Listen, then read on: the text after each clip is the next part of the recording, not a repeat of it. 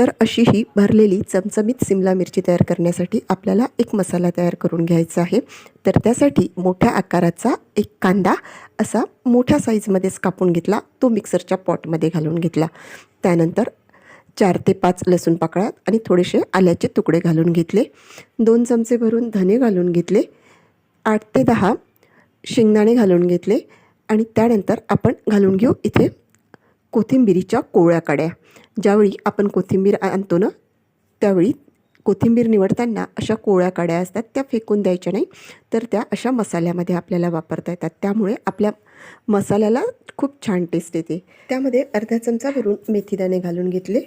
आता त्यामध्ये आपण घालून घेऊ 5 ते 7 खोबऱ्याचे असे कापून घेतलेले पातळ काप आणि एक टोमॅटोचे 4 तुकडे करून ते घालून घेतले। कलमीचा एक छोटासा तुकडा घालून आता झाकण लावून याची आपण प्लेन पेस्ट तयार करून घ्यायची। इथे आपला हा मसाला तयार झालेला आहे। मसाला तयार झालेला आहे। आता मी 4 अशा मध्यम आकाराच्या सिमला मिरची स्वच्छ धुवून घेतलेल्या आहे आणि त्याला आता मधून व्हिडिओमध्ये दिसत असल्याप्रमाणे चाकूच्या सहाय्याने कट करून घ्यायचे। त्याचे आपल्याला तुकडे करायचे नाही आहेत, ज्याप्रमाणे आपण मसाल्याचे वांगे करतो ना, अगदी तसेच आपल्याला 4 काप त्याला देऊन द्यायचे आहे। आणि हे बघा, इथे आपले हे सिमला मिरचीला काप देऊन झालेले आहेत। आपल्याला गॅसवरती एक कढई ठेवून घ्यायची आहे आणि त्यामध्ये आपण मोठ्या चमच्याने 2 चमचे भरून तेल घालून घेतलं।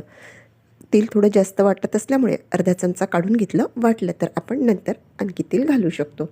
तेल मध्यम तापलेलं आहे। आता त्यामध्ये अर्धा चमचा मोहरी घालून घेतली आणि मोहरी इथे छान फुलून आली।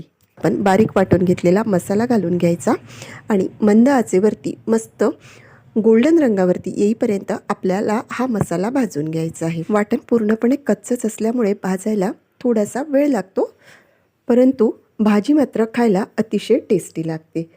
आणि 5 ते 7 मिनिट झालेले आहेत। आपल्या मसाल्याने छान तेल सोडलेलं आहे।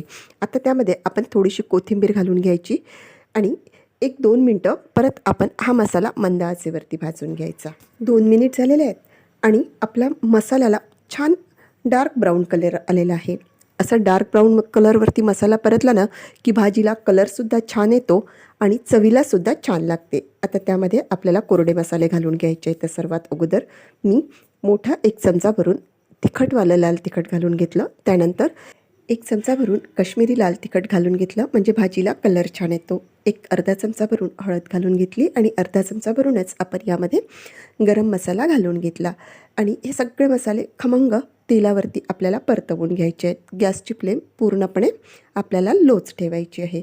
हे बघा, इथे आपले हे मसाले खमंग परतल्या गेलेले आहेत। आता मिक्सरच्या पॉटमध्ये अर्धी वाटी भरून पाणी घालून ते आपल्याला या मसाल्यामध्ये घालून घ्यायचं आहे, म्हणजे मिक्सरच्या पॉटला लागलेला मसालासुद्धा निघून येईल आणि मस्त 1 मिनटं हे परत आपल्याला परतवून घ्यायचं आहे।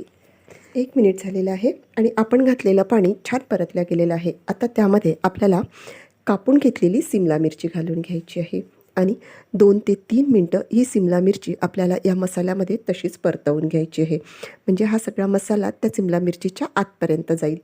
आता 2 मिनिट झालेले आहेत आणि सगळ्याच मिरचीला मसाला आपला छान लागलेला आहे। पाव चमचा भरून हिंग घालून घेतला आणि तो सुद्धा या मसाल्यामध्ये मिक्स करून घेतला।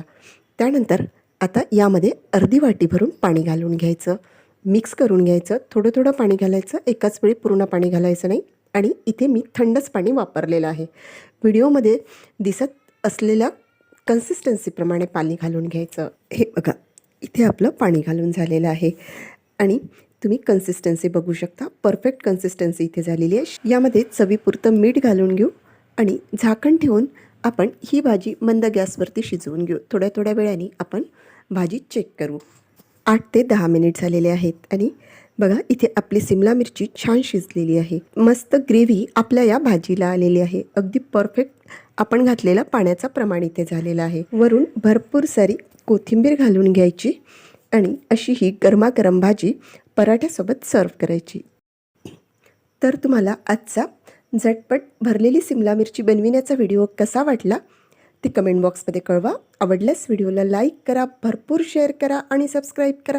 चला तर मग भेटूया पुन्हा एकदा अशाच मस्तशा व्हिडिओमध्ये। धन्यवाद।